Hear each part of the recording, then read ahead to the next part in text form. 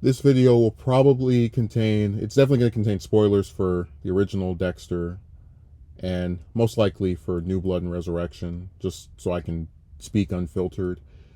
So if you haven't seen all three of those shows, there will be spoilers. I'd like to just give you that warning because unlike some people, I want you to be able to watch the show and, be surprised by the major happenings of it. So Batista is, I'd say, probably in my top five Dexter characters. I've always really liked him. But I've always had issues with his role in the series. Now, in the first two seasons, he's handled pretty perfectly, where, he's introduced as this honest cop, separated from his wife, which is something that he hasn't told people. Dexter gets clued into it. Him getting attacked by the ice truck killer is basically the event that leads Dokes and LaGuerta to realize that Rudy is the one that kidnapped Deborah. And in season two, right, him saying that he's Dexter's best friend and kind of like flirting with Lila leads to him ignoring Dexter's warning about her using him to try to get Dexter's attention, and then him getting accused of date rape, which is something that clues him into the overall story with Lila, and then eventually, when the charges are dropped, he doesn't have to worry about having his career destroyed. So in those first two seasons, he's a really unique character when you compare him to the rest of Miami Metro, because unlike Dokes or Masuka or LaGuerta, he is definitively someone that has a family, a life outside of work, and the show pushes him into that role of being Dexter's friend, or as he calls himself, his best friend, in like this cover type way.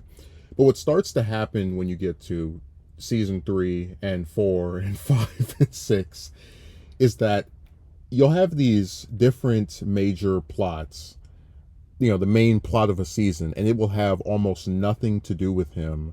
And whatever he's doing will end up coming across as filler and a waste of time. In the third season, he's trying to get with Barbara, which is this other cop. In season 3, to be fair to him, is kind of, I don't want to call it the filler season, but you see the same thing with Rita and Prado's wife, where they get really close during that season, right? So much time is like spent building up that relationship just for it to really never come up after the season's over. And of course, then in season 4, you have him and LaGuerta dating all of a sudden, and he interrogates Christine, and it's actually really sad to kind of to watch season 4 and read David Zayas' 2009 interview where he was talking about how he hoped he could get some scenes with John Lithgow, just kind of gushing over getting to work with such an esteemed actor, because they only, him and Batista and Trinity only have a single frame of the whole show where they're on screen together, which is like during the getaway when Dexter walks past Trinity without knowing that he's actually, the killer that they're looking for. And what I get so irritated by, because people always say the first 4 seasons are the best, which I tend to agree with, but what's so frustrating about most of this show is that it has, its core cast all have these specific character traits and ways that they're set up to where if they just use them a little bit differently, it would be so much more meaningful. When you get to season 7, when Maria accuses Dexter of being the Bay Harbor Butcher, and Batista's like, how is that even possible? Don't, Dexter, answer any question. A scene like that is supposed to be so profound in terms of showing us, Batista is refusing to believe that his friend is a serial killer. He's very loyal to his friend. But it kind of falls on deaf ears because the show doesn't really play up them being friends, hanging out or doing anything together. In fact, I was going back and just kind of watching the show, and I think, correct me, people are free to correct me if I'm wrong, because I'm going to call myself some Dexter encyclopedia, but I think Batista only has one scene at Dexter's apartment in the entire first 4 seasons, at least during the portion where Dexter is the one living there. So I know he has the scene where he's sitting with Deb when they're talking about Christine and like, why would she shoot you? But he only gets that one scene at the apartment where he's like sleeping off, being so damn drunk, and basically he's only there because Dexter couldn't take him home because of the separation. So what I try to explain to people when it comes to season 5 is that I like it. I think it's okay. I don't think it's anywhere near as good as season 4. I'd have to just do a video rewriting the whole show after season 4 because there's a lot of stuff that I'd change around. But what's frustrating about Batista, right? Because his main thing in season 5 is more like, disagree. It's an escalation of his romance with Maria, but also a deconstruction and showing how much different they are, and the marital problems basically right after being so in love while they weren't together, formally. What's frustrating about Batista in season 5 is that this is a character who has lost his wife. She wasn't murdered, but he, separated from her and no longer together.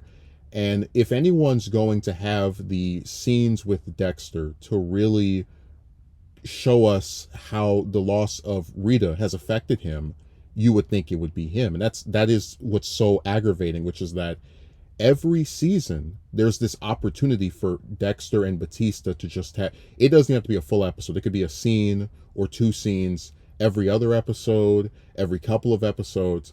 But it's so aggravating that they have on the surface so much stuff that makes them alike, and the show never lets Dexter sit there and have a person who he can talk to and at least on the surface appear to relate to. During season 3 when he's engaged to Rita, having him sit down with Batista and just kind of talk about, oh yeah, man, I've also been married, and this is a new chapter, and just kind of giving him some general pointers on what it's like to be married. And then during season 4, hey, how's everything after the wedding? Just little exchanges that if they were to occur or have occurred during those middle parts of the show, it would make him being so refusing to believe that Dexter's a killer all the more believable, because this is someone that he's spoken to and in his view gotten to know, even if Dexter is still wearing a mask when he talks to him. They're still not telling him everything, of course, as someone who's actually a killer. And if the show were to have ended the way it should have, which was the whole manhunt, right?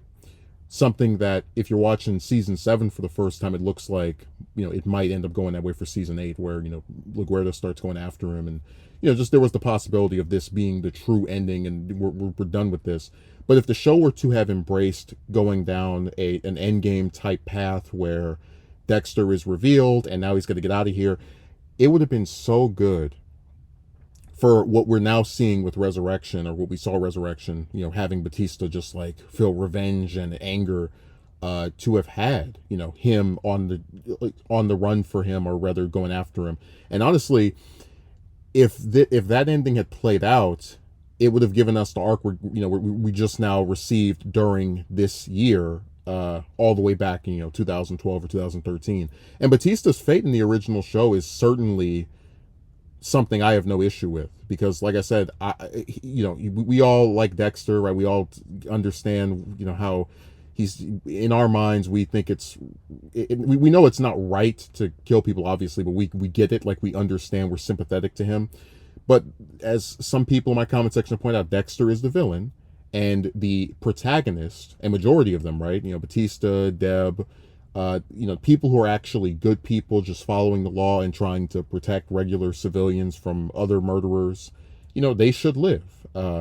So Batista living, I had no issue with, but it's sad that by the time you get to that second half of the show, he just doesn't matter. Season 6, he now magically has this sister who, as far as I can tell, they never even brought up, Jamie, and her whole existence is to just be Dexter's, live-in slave nanny that watches his kid so he can go around and kill people whenever he wants. And you see stuff like that, and it really, like I said, season 5 is where that decline starts. But just imagine, right, in season 5, they have Dexter and Batista, hey, are you all right? Oh, you need someone to pick up Aster or Cody from school? I got you, man. And just, sort of, again, because in this show, even if you give characters like something else to do, the main plot is always going to be concerned with whatever Dexter's doing. If he's going after some killer, if he's having some romance issue, or or whatever angst that he might go through. And the main plot of season 5 should have been like dealing with the death of Rita. And Batista could have had this really unique role in being the one who's kind of just, I don't want to say his lapdog, but like the most sympathetic to losing your wife or losing your, the way things were before. And that would have been so much more grounded and productive and relevant to the overall plot of the story, instead of just, I am angry that my wife I just got married to had this bank account that she said nothing about. And really adding more conversation between Batista and Dexter is kind of, it's like a platonic version of his relationship with Rita, where it starts off as kind of like a mask, right? Something that is just there as a cover to appear normal. And the more it goes on season by season, there's more of Dexter that's just kind of like getting attached to him, like, oh, if they find out who I really am, I'd hate to never be able to speak to him again. So in the original show, Batista was underutilized. I would say after the second season, he mostly just gets regulated to these B plots that are mostly irrelevant to the main story, with the exception of, I would say, season 4. And it's sad because he's a very interesting character. He's of anyone from Miami, I would say really the most like what Dexter would want to be, which is why we get that scene in season 2 where Dexter admits to him he's the kind of man he'd want to be. Angel, if I got to choose a person, like a real person, to be like, out of anyone, it'd be you. Not really sure what that means, but thanks. If there were anything I would change about each season, right, from the second one onward, and I love 3 and 4 as much as anybody else. I probably like 3 a lot more than most people do. It would be to just add more of them hanging out and being friendly with each other. I think that really would have helped the overall plot of the show. But I'll get into his role in New Blood and Resurrection during my review of Resurrection. I just don't want to spoil that show too much because, again, it literally just finished, within the last couple of hours.